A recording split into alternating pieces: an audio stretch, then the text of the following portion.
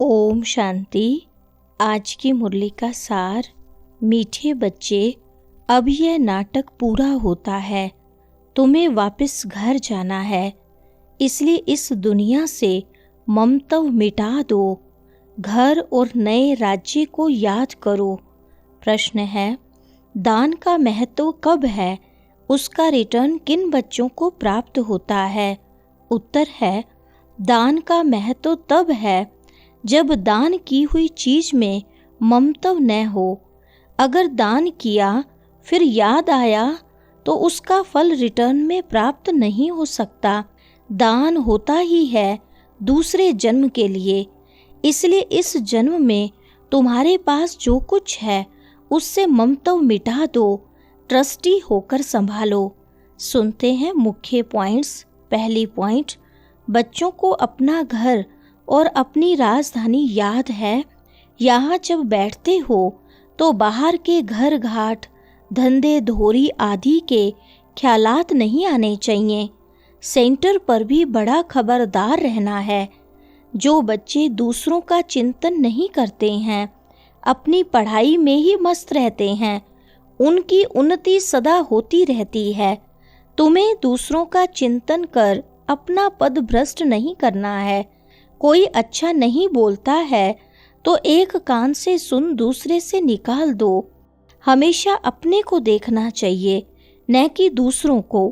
अपनी पढ़ाई नहीं छोड़नी चाहिए। बहुत ऐसे रूठ पड़ते हैं, आना बंद कर देते हैं, फिर आ जाते हैं। नहीं आएंगे तो जाएंगे कहाँ? स्कूल तो एक ही है। अपने पैर पर कुल्हाड़ा नहीं लगाना है। तुम अपनी पढ़ाई में मस्त रहो, बहुत खुशी में रहो। दूसरी पॉइंट, भक्ति मार्ग में दान पुण्य तो करते हैं ना। कोई ने धर्मशाला बनाई, कोई ने हॉस्पिटल बनाई। बुद्धि में समझते हैं इनका फल दूसरे जन्म में मिलेगा। बगैर कोई आश, अनासक्त हो कोई करे, ऐसा होता नहीं है। बहुत कहते हैं फल की चाहना हम नहीं रखते हैं, परंतु नहीं, फल अवश्य मिलता है। समझो कोई के पास पैसा है, उनसे धर्मायु दे दिया तो बुद्धि में यह रहेगा कि हमको दूसरे जन्म में मिलेगा। अगर ममत्व गया, मेरी यह चीज है, ऐसा समझा तो फिर वहाँ नहीं मिलेगा। तीसरी पॉइंट, दान होता ही है दूसरे जन्म के लिए, जबकि दूसरे जन्म में मिलता है तो फिर इस जन्म में ममत्व क्यों रखते?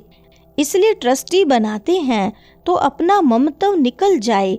कोई अच्छे साहूकार घर में जन्म लेते हैं तो कहेंगे उसने अच्छे कर्म किए हैं। कोई राजा रानी के पास जन्म लेते हैं क्योंकि दान पुण्य किया है, परंतु वह है अल्पकाल एक जन्म की बात। यहाँ दान जो करते हो उनसे यह रूहानी यूनिवर्सिटी, हॉस्पिटल खोलते हैं, क्योंकि तुम जानते हो हम भविष्य 21 जन्म के लिए बाप से लेते हैं। चौथी पॉइंट, इस रुद्र यज्ञ में सारी पुरानी दुनिया स्वाह होनी है। जो कुछ अपना भविष्य बनाएंगे तो नई दुनिया में मिलेगा। आजकल मनुष्य उधार पर भी देते हैं। विनाश होगा तो सब खत्म हो जाएंगे, कोई किसको कुछ देगा नहीं। आज अच्छा है, कल देवाला निकाल देते। कोई को भी कुछ पैसा मिलने का नहीं है। कोई को दिया, वह मर गया, फिर कौन बैठ रिटर्न करते हैं? तो क्या करना चाहिए? भारत के 21 जन्मों के कल्याण लिए और फिर अपने 21 जन्मों के कल्याण के लिए उसमें लगा देना चाहिए। तुम अपने लिए ही करते हो। पांचवें पॉइंट, बच्चों का काम है युक्ति रचना। बाप के आने से गरीब बच्चों की तकदीर खुल जाती है। बाप है ही गरीब निवाज। साहूकारों की तकदीर में तो यह बातें नहीं है। इस समय भारत सबसे गरीब है। जो साहूकार था वही गरीब बना है। बाप तुम बच्चों को स्मृति दिलाते हैं तो तुम समझते हो बरोबर हम ही स्वर्गवासी थे। फिर हमने 84 जन्म लिए हैं, बाकी 84 लाख योनियां तो गपोड़ा है। छठी पॉइंट, अब बाप समझाते हैं मौत सामने खड़ा है, 40-50 हजार वर्ष है नहीं। मनुष्य तो बिल्कुल घोर अंधियारे में है। इसलिए कहा जाता है पत्थर बुद्धि। यह बातें कोई सन्यासी आदि थोड़ी बता सकते हैं। अब तुमको बाप स्मृति दिलाते हैं कि वापस जाना है। जितना हो सके अपना बैगेज ट्रांसफर कर दो। बाबा यह सब लो, हम सतयुग में 21 जन्म लिए पा लेंगे। यह बाबा भी तो दान पुण्य करते थे, बहुत शौक था। व्यापारी लोग तो पैसा धर्मायु निकालते हैं, बाबा एक आना निकालते थे। कोई भी आए तो दरवाजे से खाली न जाए। अभी भगवान सम्मुख आए हैं, यह किसको पता नहीं है। 7वीं पॉइंट, बाबा ने समझाया है यादव और कौरवों की है विनाश काले विपरीत बुद्धि, पांडवों की है विनाश काले प्रीत बुद्धि। यूरोप वासी सब यादव हैं जो मुसल आदि निकालते रहते हैं। शास्त्रों में तो क्या क्या बातें लिख दी हैं। ढेर शास्त्र बने हुए हैं ड्रामा प्लान अनुसार। यह भी एक व्यापारी था, अच्छा नाम था, सभी इज्जत देते थे। बाप ने प्रवेश किया और इसने गाली खाना शुरू कर दी। गाली यह खाते हैं, श्री कृष्ण ने कहा ना मैं नहीं माखन खायो। यह भी कहते हैं काम तो सब कुछ बाबा का है, मैं कुछ नहीं करता हूँ। जादूगर वह है, मैं थोड़ी ही हूँ। 8वीं पॉइंट, हमने कोई को भगाया क्या? किसको भी नहीं कहा कि तुम भाग कर आओ, हम तो वहाँ थे, यह आपे ही भाग आए। मुफ्त में दोष डाल दिया है। कितनी गाली खाई, क्या क्या बातें शास्त्रों में लिख दी हैं। बाप समझाते हैं यह फिर भी होगा। यह है सारी ज्ञान की बात। कोई मनुष्य यह थोड़ी कर सकता है, सो भी ब्रिटिश गवर्नमेंट के राज्य में। कोई के पास इतनी कन्याएं माताएं बैठ जाएं, कोई कुछ कर न सके। कोई के संबंधी आते थे तो एकदम भगा देते थे। बाबा तो कहते थे भल इनको समझाकर ले जाओ, मैं कोई मना थोड़ी करता हूँ। परंतु किसकी हिम्मत नहीं होती थी। बाप की ताकत थी ना, नथिंग न्यू। 9वीं पॉइंट, देही अभिमानी बनने से स्वतः स्मृति रहती है कि हम आत्मा हैं, यह देह बाजा है बजाने लिए। यह स्मृति भी रहती तो दैवी गुण भी आते जाते हैं। तुम किसको दुख भी नहीं दे सकते।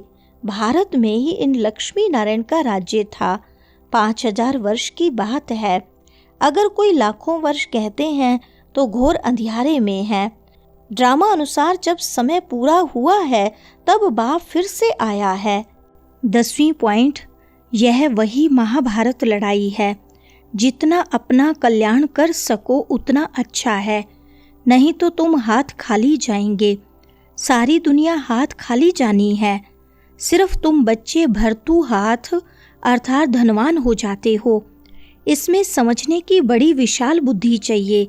कितने धर्म के मनुष्य हैं, हर एक की अपनी एक्ट चलती है। एक की एक्ट न मिले दूसरे से। सबके फीचर्स अपने अपने हैं।